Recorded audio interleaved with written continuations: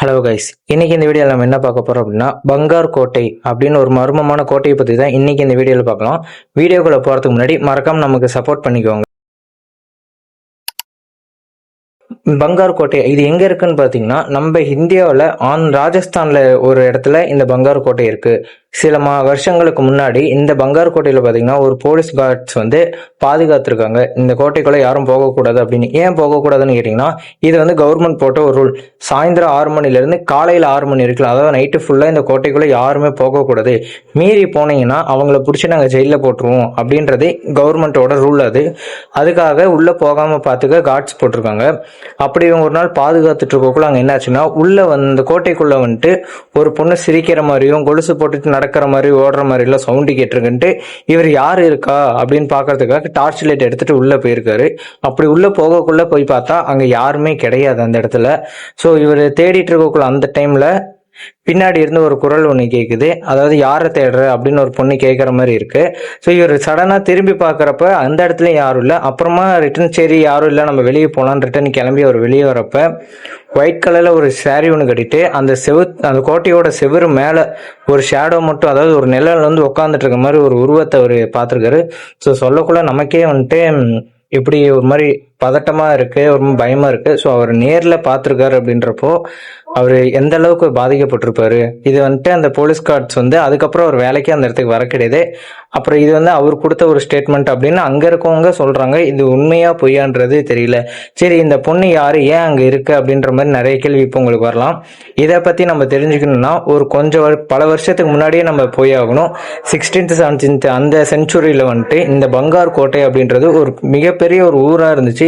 ஆயிரக்கணக்கான மக்கள் அந்த கோட்டையில வாழ்ந்திருக்காங்க.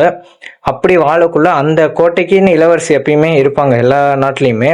அப்படி அந்த நாட்டில் ஒரு இளவரசி இருக்காங்க, ரத்னவதி அப்படின்ற ஒரு இளவரசி. அவங்க பார்த்தீங்கன்னா ரொம்ப அழகா இருப்பாங்க. அதனால அந்த ஊர்ல ஒரு மந்திரவாதி இருந்திருக்கிறான், சிங்கையா அப்படின்ற ஒரு மந்திரவாதி. அவன் பார்த்தீங்கன்னா நம்ம எப்படியாவது இளவரசியை கல்யாணம் பண்ணிக்கணும் அப்படின்னு நினைக்கிறான். ஆனா அதுக்கு அவங்க ஒத்துக்கல. இப்போ நம்ம அவங்கள வசியம் பண்ணி தான் நம்ம கல்யாணம் பண்ணணும் அப்படின்னு அவங்க யூஸ் பண்ற அந்த பர்ஃப்யூம்ல இவங்க மந்திரம் மாதிரி போட்டு இது பண்றான். ஆனா அது இளவரசி அதை கண்டுபிடிச்சிட்டு இவங்க என்ன பண்றாங்கன்னா, அந்த பர்ஃப்யூம் பாட்டில் எடுத்து ஒரு கல்லு மேல தூக்கி போட்டுறாங்க. போட்டதுமே அந்த பாட்டில் உடஞ்சி அதுல இருந்து அந்த மந்திரம் எல்லாமே ரிட்டர்ன் அந்த மந்திரவாதிக்கே போயிடுச்சு. அது மட்டும் இல்லாம அந்த கல்லு உருண்டு அவன் மேல விழுந்து அவன் அங்கேயே செத்துறான். இப்ப இது மட்டுமான்னு கேட்டா இல்ல, அவன் சாகிறதுக்கு முன்னாடி ஒரு சாபம் ஒண்ணு விட்டுறான் அந்த நாட்டுக்கு. என்னன்னு கேட்டீங்கன்னா, அதாவது இந்த நாட்டுல இதுக்கு மேல யாரும் வாழ முடியாது, எல்லாருமே மொத்தமா நீங்க வெளியேற போறீங்க, நாடு மொத்தமா அழிய போகுது அப்படின்ற மாதிரி அவன் சாப்பிட்டாரான். ஸோ அவன் சாப்பிட்டு அந்த கொஞ்ச நாள்லயே பாத்தீங்கன்னா அந்த பங்காரு கோட்டை அப்படின்ற அந்த கோட்டைக்கு மேல ஒரு போர் வருது. அந்த போர்ல நிறைய பேர் அந்த இடத்துலயே செத்துறாங்க. ஸோ அதுல தப்பிச்ச ஒரு சில பேர் அந்த இடத்த காலி பண்ணிட்டு வேற இடத்துக்கு போகலாம் அப்படின்னு முடிவு பண்ணி வேற இடத்துக்கு கிளம்பிட்டாங்க. அதுக்கப்புறமா காலப்போக்கில் அந்த இடம் கொஞ்சம் கொஞ்சமா இடிஞ்சு விழுந்து இப்போ அறகுறையா தான் இருக்கு.